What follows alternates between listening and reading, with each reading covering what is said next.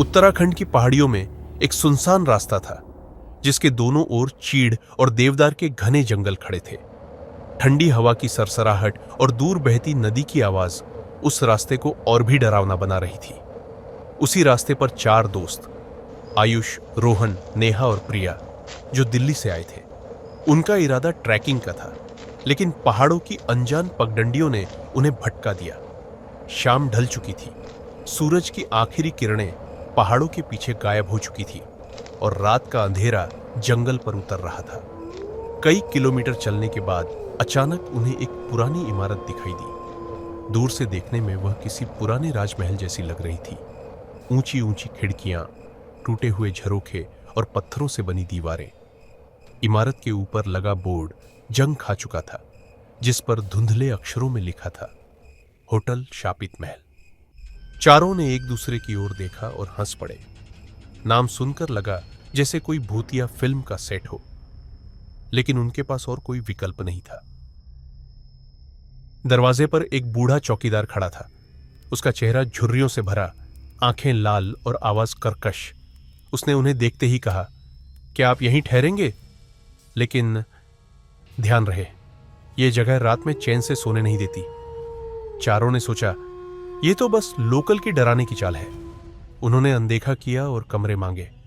चौकीदार ने एक अजीब सी मुस्कान दी और कहा, ऊपर जाओ, 301 और 302 नंबर के कमरे तुम्हारे हैं। जैसे ही वे सीढ़ियां चढ़े, हवा का एक ठंडा झोंका उनके शरीर से टकराया। होटल का लंबा कॉरिडोर अंधेरे से भरा था। दीवारों पर पुराने पेंटिंग्स टंगे थे, अजीब चेहरे जिनकी आंखें जीवित लगती थीं। नेहा ने धीरे से कहा, लगता है कोई हमें घूर रहा है।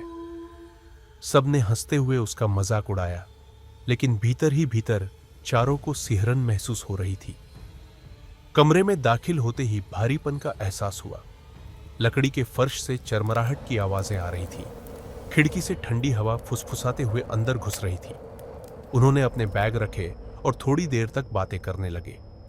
सब थके हुए थे, लेकिन नींद उनके पास नहीं आ रही थी। रात गहराती गई और घड़ी ने 12 बजाए। तभी दरवाजे पर अचानक 3 बार दस्तक हुई। आयुष उठकर दरवाजा खोलने गया।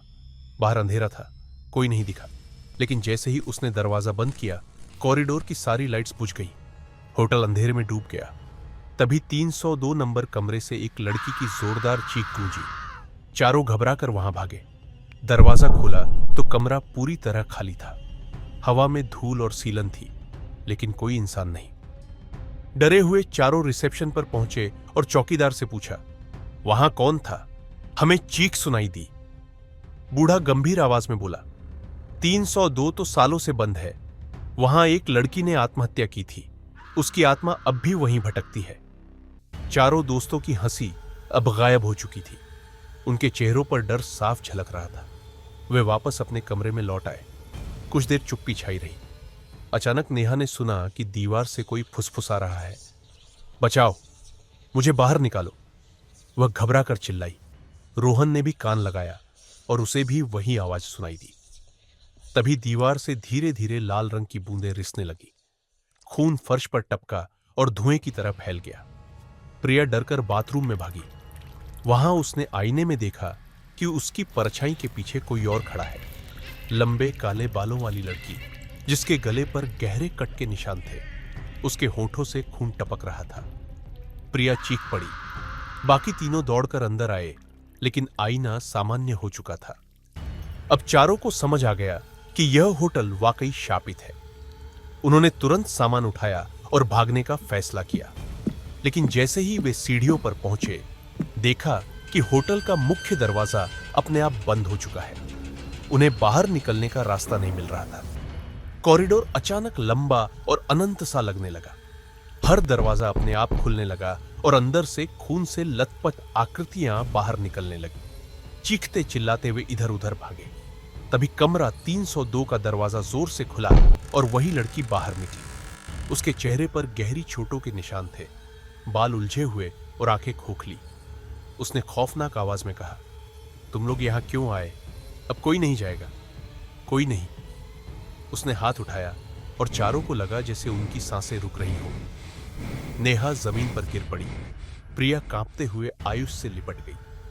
रोहन ने हिम्मत करके एक लकड़ी उठाई और लड़की की ओर फेंकी, लेकिन लकड़ी उसके आर पार निकल गई। वह और जोर से चीखने लगी।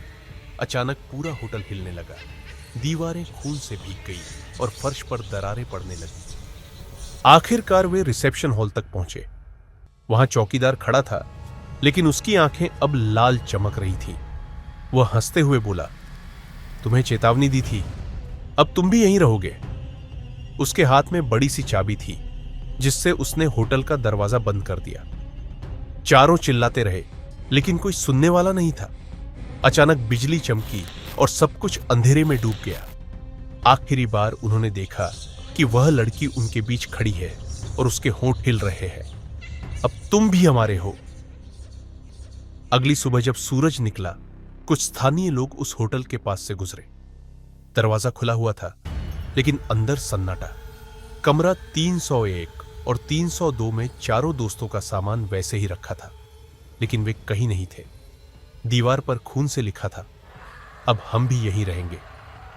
आज भी पहाड़ों में लोग उस होटल से दूर रहते हैं। रात में वहां से चीखें सुनाई देती है। कहते हैं, अगर कोई गलती से उस होटल में ठहर जाए तो उसका नाम फिर कभी नहीं सुना जाता। और 301 या 302 नंबर कमरे का दरवाजा खोलने की हिम्मत तो कोई करता ही नहीं, क्योंकि वहां से लौटकर कोई आया ही नहीं। तो दोस्तों, ये थी होटल शापित महल की डरावनी कहानी। अगर आपको यह कहानी पसंद आई हो तो वीडियो को लाइक करना ना भूलें, अपने दोस्तों के साथ शेयर जरूर करें और ऐसी ही डरावनी कहानियां सुनने के लिए चैनल को सब्सक्राइब कर लें। हम फिर मिलेंगे एक नई और भी डरावनी कहानी में। तब तक सावधान रहिएगा, क्योंकि अंधेरा कभी खाली नहीं होता।